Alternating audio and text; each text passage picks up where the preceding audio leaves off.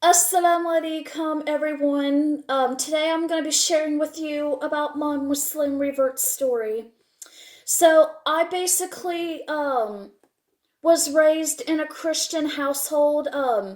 I used to be a Christian, and unfortunately, I live in a small town where Islam is not commonly talked about, but it's actually talked about negatively. Um, my very first encounter that I've had with Islam was unfortunately on the news and Western media, and it had a very, very negative thing to say about Islam. I really didn't start learning more about Islam until I went to college. I remember back in 2019, I had met some Muslims that were on campus at the time, and I actually took a class in college that involved studying other people's cultures and different religions. And I can just remember one day opening up that book, and I read about Islam and what its teachings were. And that really sparked my interest in learning about Islam completely. Um, in October of 2021, I go to the mosque for the very first time with a friend of mine who I got introduced to Islam to fully at the time.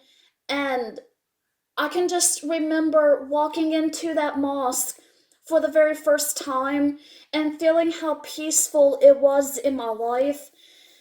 Because whenever I was a Christian, I was so depressed. I kept asking questions about life that I didn't have the answer to. And the Trinity belief system that Christians have does not make sense to me. And it actually confused me more than anything.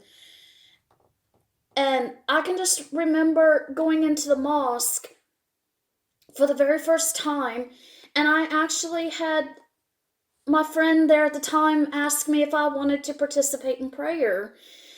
And I said, yeah, I'll pray, why not? And I can just remember doing the prayer with the whole group of ladies there. And the moment that I got into a sujood position, I felt peace come upon me like it wasn't like it was a mighty wind.